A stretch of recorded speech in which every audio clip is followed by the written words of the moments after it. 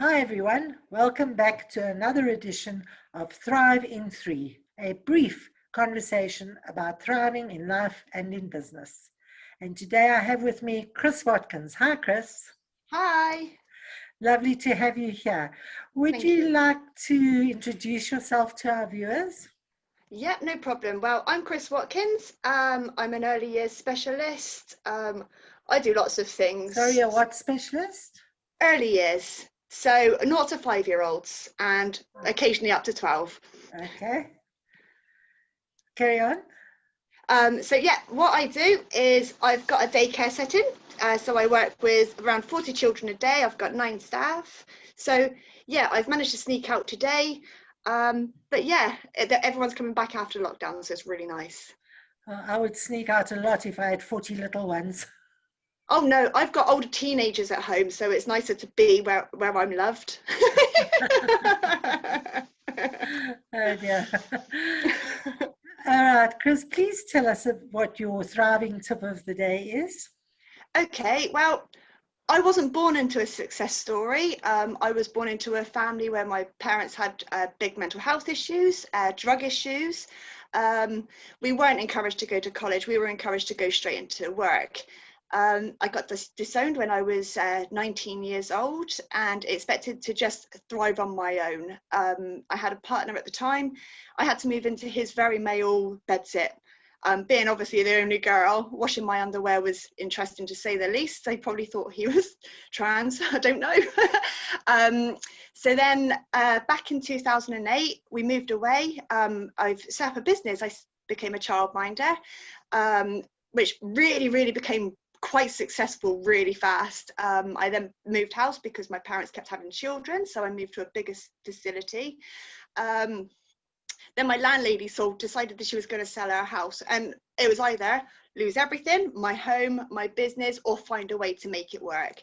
So I took on this great big, this old post office. It was awful, but I did it. It cost me money I didn't have.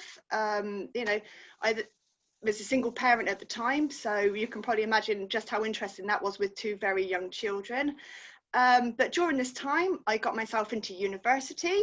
I opened my daycare setting, finishing a foundation degree, starting a master's, dealing with being homeless, getting my children into secondary school.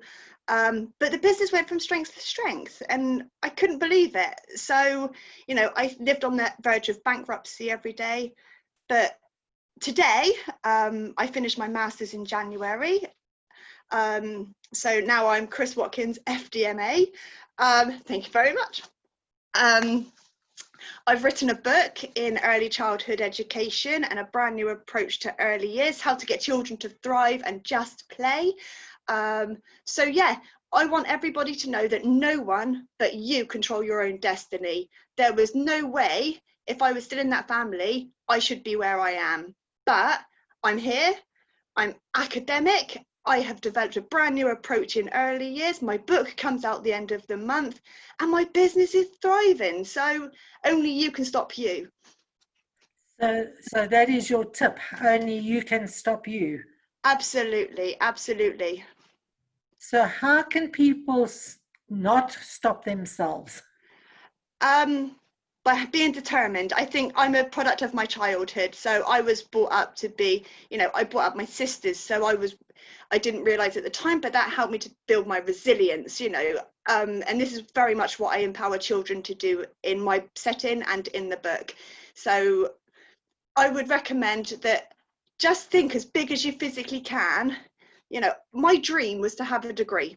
That was all I dreamed about. I never got a degree because I skipped 3rd year and went straight to masters, so I'm accidentally going further than I ever anticipated just because I'm open-minded and I take chances, with my business.